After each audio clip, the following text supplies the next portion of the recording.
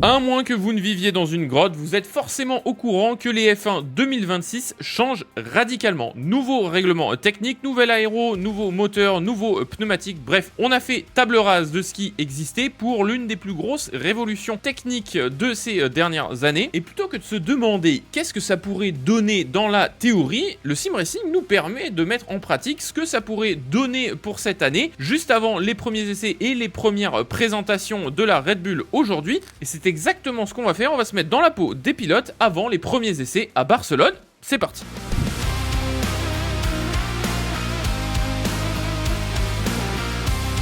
On est donc dans la voiture, ça y est, ça va être nos premiers moments avec ces voitures réglementation 2026. Alors comme vous voyez, on a déjà le petit panneau de DRS d'afficher. Alors DRS qui n'en sera plus, puisque c'est l'aéro active qui remplace tout ça, que vous pourrez actionner dans des zones prédéfinies par la FIA pour des questions de sécurité également. Et vous le voyez d'ores et déjà, le premier point qui est à noter, alors on a certes les pneus froids, on s'est peut-être un peu emballé sur le freinage ici, mais il y a beaucoup moins de grip. Alors c'est logique, puisque la F1 avait prévu de perdre 30% de grip aéro par rapport à la réglementation précédente. Et je peux vous dire qu'effectivement sur le train arrière, c'est ce qu'on ressent dans le simu, le train arrière est beaucoup plus délicat à piloter qu'il ne l'était sur la précédente génération de voitures. Alors, parce que ça reste des F1 et donc c'est relativement sensible. Là où ça a le plus d'influence, c'est plutôt sur les virages à mi-vitesse. À haute vitesse, finalement, une fois que tout est chargé, le comportement est assez similaire à ce qu'on avait l'année dernière. Mais sur ces virages, par exemple, la chicane que je viens de prendre ou le prochain droite qui va arriver en fin de premier secteur, c'est vraiment ici,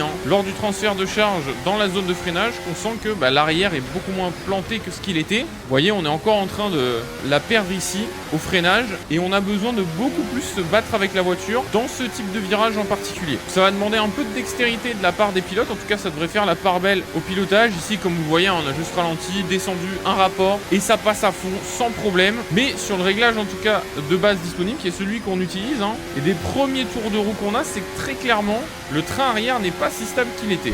Si vous souhaitez reproduire ça chez vous, rien de plus simple et ça ne vous coûtera quasiment rien, 3,30€ pour le mode si vous avez déjà Assetto Corsa et un petit peu plus de 20€ si vous n'avez pas Assetto Corsa dans sa version Ultimate. Il est dispo sur Instant Gaming. On est sur PC, il vous faut Assetto Corsa avec les packs qui vous permettent d'avoir le circuit de Barcelone, le Content Manager, la Formula Hybrid X 2026 de chez Racing Studio. Vous avez juste à suivre les instructions de chez Racing Studio lorsque vous downloadez le mode et vous avez tout de très bien expliqué. Et dans le Content Manager, lorsque vous y allez, vous pouvez cocher la case Real Conditions avant de vous mettre en piste. Les Real Conditions, en fait, il prend à travers le plugin et tout ce que vous pouvez avoir d'installé avec le Content Manager, la météo, le temps de votre horloge et la température de piste qu'il peut y avoir sur Barcelone. Donc vous aurez exactement les mêmes conditions que les pilotes de F1 lors de leur séance d'essai. Donc si vous voulez vous faire un petit roleplay typique séance d'essai et comparer vos chronos entre le réel et le virtuel, vous pouvez le faire. Je vous mets l'ensemble des liens en description. En description également, vous trouverez la livrée spéciale Red Bull inspirée de leur collaboration avec Ford en WRC, ainsi que le mode pour avoir les pneus Pirelli, parce qu'évidemment, question de licence, ceux-ci ne sont pas disponibles de base dans le mode, mais vous pourrez les avoir, donc n'hésitez pas à aller vous servir, le lien est dans la description. Donc il va y avoir une histoire par rapport au rendement des moteurs, les moteurs c'est aussi le gros changement de cette année, et dans le mode vous avez absolument tout. Vous pouvez changer le MGUK Recovery, vous avez le MGUH d'affiché mais il n'est pas utilisable, vous voyez le MGUH mode n'est pas disponible. Vous avez des maps engine au nombre de 3 qui sont également disponibles dans le mode. Donc ces maps qui simulent peut-être un petit peu plus le système d'overboost. Vous avez 3 modes disponibles de non-déploiement, de boost et de overtake je crois, si je me rappelle bien de tous les noms du règlement, alors que dans ce virage là décidément. Le mode va aussi plus loin, si vous voulez changer votre répartition des freins, si vous voulez changer la migration des freins également, vous pouvez toucher à tous ces éléments là qui étaient déjà plus ou moins présents dans la précédente réglementation. Et vous pouvez ajuster tout ça pour régler l'équilibre de la voiture. En tout cas, il y a beaucoup de fonctions et beaucoup de boutons, donc les pilotes vont avoir pas mal d'influence en course. Alors je m'attends à ce que ça reste dicté quand même pas mal par les ingénieurs. On est en F1, on ne change pas une équipe qui gagne. On vient de se basculer en mode économie. Vous le voyez, en fait, la petite barre qui a à gauche du dashboard à l'intérieur de la voiture vous indique le niveau d'énergie électrique restant dans la voiture. Sur les quelques tours qu'on a fait depuis tout à l'heure, on a quand même cramé pas mal d'énergie. À droite est l'énergie que vous pouvez utiliser par tour. On a de la réserve à droite, c'est-à-dire qu'on peut effectivement encore en utiliser beaucoup dans le tour, sauf que là on a quand même beaucoup cramé à gauche. Et là on s'est mis en mode full économie. Et donc il va falloir ajuster le pilotage au niveau des freinages, certaines mécaniques très certainement de lift and coast, un peu comme sur les hypercars par exemple, pour pouvoir recharger votre batterie et disposer en fait le longtemps possible du maximum de puissance délivrable par tour. Et ça, je pense que ça va être un des gros challenges, que ce soit chez les pilotes et chez les ingénieurs. On va voir un peu ce que ça donne aussi escalade dans le ventre en utilisant le MGUK Delivery en high, le bout d'accélération qu'on a eu en plus là au milieu de la ligne droite quand on l'a activé. Je pense que c'est pas aussi puissant que les modes moteurs, quoique il va y avoir des équivalences en fait entre l'utilisation et la délivrance de puissance côté MGUK et côté map moteur. Et c'est plutôt bien simulé, hein. En tout cas, je serais curieux de voir la différence par rapport au système qu'on va avoir dans le réel. En ce qui concerne l'aéroactive et certains modes électriques en termes de gestion, je suis curieux de voir ce que ça va donner. Il y a beaucoup de débats autour de la réglementation, certains qui ont des systèmes hydrauliques, certains qui seraient arrivés à avoir des systèmes électriques. Ça va faire de la différence en termes de performance. En cas de système électronique, ça va pouvoir être réglé par du software avec des activations qui seront peut-être plus optimisées, surtout d'un gain de poids par rapport à un système hydraulique et une facilité aussi d'intégration avec la petite LED qui va bien afficher sur le volant. Pour illustrer l'aéroactive et les gains possibles grâce à l'aéroactive, prochain tour, on va partir sans, c'est-à-dire qu'on va rouler comme ça avec tous les systèmes normaux et on va activer l'aéroactive lors du prochain tour et on verra tout simplement la différence de chrono entre les deux pour illustrer de manière très simple l'intérêt de l'utiliser, et je pense de l'utiliser d'ailleurs tout le temps pour les écuries plutôt que de ne pas l'utiliser. Ok, donc c'est parti, on va faire un tour sans utiliser les systèmes aéro. Vous voyez qu'on plane à 2,90 hein. Bon, on a failli déjà la perdre dès la première chicane. Plein aéro, une fois qu'on a les pneus chauds, hein, ça passe quand même assez vite. Encore une fois, comme on disait en virage rapide, c'est plutôt dans ces virages à mi-vitesse. Faut faire attention de ne pas se faire trahir. Allez, premier tour, 23,8 on aura fait. Et maintenant, on part avec les flaps ouverts. Vous voyez qu'on arrive quasiment à 310 en bout de ligne droite. Donc il y a 20 km/h d'écart. Hein. Déjà, juste sur la première ligne droite, on aura une deuxième zone dans la montée. Je peux vous dire qu'il faut être alerte, hein. Et là on va regagner 2 dixièmes et beaucoup de km/h aussi, même sur une toute petite section, hein. Plus on va gagner en consommation aussi forcément de carburant, parce qu'on génère moins de traînées aérodynamiques. Je vous laisse imaginer avec un peu d'aspi aussi de la voiture de devant. Donc en ayant et l'aileron avant et l'aileron arrière qui ont de l'aéroactif, pour le coup il y a beaucoup de temps à gagner autour. C'est quasiment une seconde hein, qu'on va avoir de gagner. Vous avez donc les MGH qui n'est pas disponible, et là on va mettre l'engine map en 1, et vous l'entendez au son hein, d'ailleurs de la voiture, et on va gagner en puissance. Vous voyez tout le long de l'accélération hein, la puissance disponible par les moteurs électriques, c'est une dinguerie hein. Et l'influence que ça a juste à l'accélération, je pense que vous l'avez vu sur le Delta, on a gagné 2 dixièmes juste sur l'accélération hein. Mais vous voyez que les systèmes électriques cumulés avec les systèmes aéro, ça va se calculer en secondes au tour. Vous voyez, on est passé au tour numéro 23 et la barre à droite du dashboard s'est rechargée à 100%, tandis que là notre barre à gauche sur le dashboard continue de se recharger. Donc la récupération d'énergie, là aussi, va être un sujet et va amener l'utilisation de certaines techniques de pilotage, lift and coast, bonne utilisation de l'engine brake, hein, que vous pouvez d'ailleurs régler dans le mode aussi.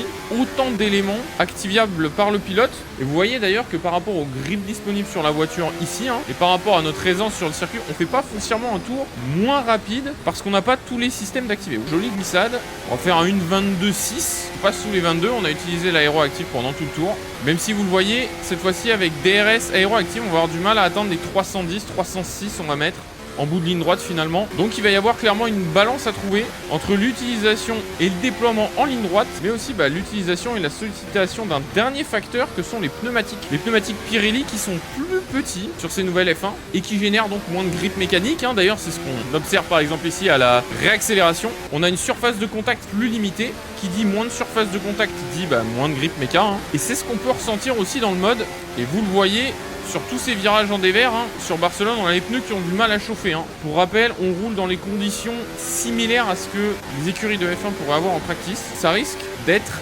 très glissant en plein hiver à Barcelone, ce qui n'est pas très étonnant, mais je m'attends à ce qu'on ait quelques drapeaux et quelques têtes à queue au vu du comportement qu'on a actuellement pour la voiture. On a désormais fait pas mal de tours. Si on doit faire un bilan de ces F1 2026, très clairement, il y a moins de grip, notamment sur le train arrière, en tout cas dans le mode, et ce sera très intéressant de voir si les écuries ont réussi à trouver des moyens de récupérer ces 30% de grip perdus, notamment sur le train arrière. En tout cas, c'est ce qu'on ressent beaucoup dans ce mode-là. On a fait pas mal d'erreurs au début. Ça nous a demandé de nous adapter au moment de la décélération sur les virages à mi-vitesse, ce qui est assez typique à Barcelone. On prend le virage numéro 4, fin de premier secteur, début du deuxième. deuxième, toute cette section-là, hein, d'ailleurs, le gauche également en descente. Et puis les derniers S en fin de circuit avant la dernière descente de la configuration MotoGP qui est en fait l'ancienne configuration F1. Autre point, la gestion de l'énergie sera un élément clé, hein, que ce soit des techniques de lift and coast ou de freinage pour bien recharger les batteries et donc pouvoir déployer le plus possible de batteries par tour. Donc il va y avoir de nouvelles techniques de pilotage qui vont être à développer. En tout cas, le pilote va avoir vraiment un rôle, hein, par rapport à la gestion de l'énergie électrique, je le pense. Sur la partie aérodynamique, là-dessus, c'est peut-être la partie où je suis un peu plus sceptique parce que finalement, vous allez avoir des zones qui vont être déterminées par la FIA. Vous avez aucune raison de ne pas l'utiliser. Donc typiquement, ça va être un bouton sur lequel les pilotes vont machinalement appuyer à chaque fois qu'ils vont arriver dans la zone. Donc que vous soyez en attaque ou en défense, ça va plutôt être la gestion de l'électrique qui va être intéressante. Et justement, cette gestion électrique par rapport à l'aéro, ça va nous amener des scénarios de course aussi, je pense, un peu à la Tour de France, de leader, puis peut-être de suiveur, et on va peut-être avoir un petit peu plus de bagarre, hein, roue contre roue, parce que lorsque vous suivez, vous allez avoir moins de traînées, vous allez pouvoir utiliser potentiellement un peu plus d'énergie électrique, et donc rallonger mécaniquement votre distance de freinage, ou en tout cas essayer, et par conséquent déployer un peu plus d'énergie électrique dans d'autres endroits du circuit par rapport à l'adversaire. Donc il devrait y avoir de vraies tactiques de course par rapport à ça et offrir peut-être un peu plus de spectacle. La seule condition par rapport à ça, évidemment, qui reste la grosse inconnue, c'est l'utilisation des pneumatiques et évidemment le fait que on reste dans un domaine très concurrentiel, hein, en F1 évidemment. Certains n'aient pas exploité une partie du règlement. Il y a d'ailleurs tout un tas de polémiques, hein, qui émergent déjà sur les moteurs. Le règlement est en train de changer régulièrement auprès des écuries de F1 au moment même où ils sont en train de le tester parce que pour le coup, dans le développement, ils vont itérer. Les moteurs sont pas gelés en termes de développement sur ces nouvelles configurations. Je m'attends à ce qu'il y ait pas mal de changements entre le début et la fin de saison et la hiérarchie de la première course ne sera peut-être pas la hiérarchie de la dernière. En tout cas, j'ai hâte. On se remet dans le simu avec les conditions et réglages que je vous partage pour un hot lap que je vous invite à essayer de reproduire chez vous. Vous me donnerez vos résultats dans les commentaires. Je vous mets le réglage qui est en fait le réglage de base. Dans les pneumatiques, on va se mettre les super soft et on va s'augmenter d'un clic les pressions des pneumatiques parce que c'est vrai qu'ils ont du mal à monter en température. Le halo qu'on va se retirer, question de vue, et puis on va ajuster le fuel. On va se mettre 30 litres d'essence parce que nous aussi on va faire comme la plupart des grosses écuries, on va sandbag un peu et faire des chronos sans en dévoiler la totalité de ce qu'on peut avoir sous la pédale. Donc c'est parti, on se retrouve en piste pour le tour chrono.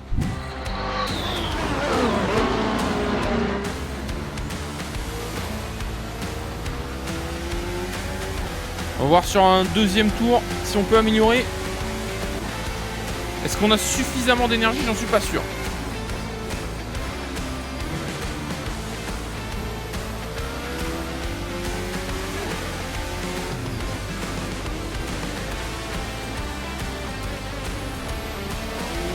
Donc là, cette fois-ci, on a bien attendu avant de réaccélérer. Ouais, on va gagner. Ouh, en entrée, là, le vibreur, il nous a fait patiner. Allez, là, on y croit. Ah, on est bien, on est en 1.18. Hop là, le petite correction.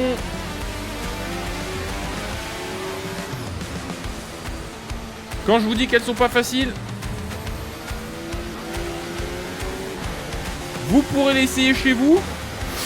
Hop là, on a failli repartir ici. Bon, on va passer limite de piste et on va signer un 1.18.7 je crois, qui sera notre tentative qualif que je vous invite à reproduire chez vous. En tout cas, elles sont très difficiles à conduire. La limite de grip, elle est vraiment très fine, hein. On est à la limite de finir dans le décor à peu près à tous les virages. En tout cas, ça devrait nous donner des séances de qualif assez impressionnantes. Le chrono est posé. Je vous remets celui-ci en bas de votre écran. N'hésitez pas à me donner votre résultat dans les commentaires. Si vous débutez en sim racing, j'ai un guide pour choisir votre simulation qui va s'afficher juste ici. Et sinon, ne faites pas ces erreurs lorsque vous êtes débutant. C'est la vidéo qui est par là.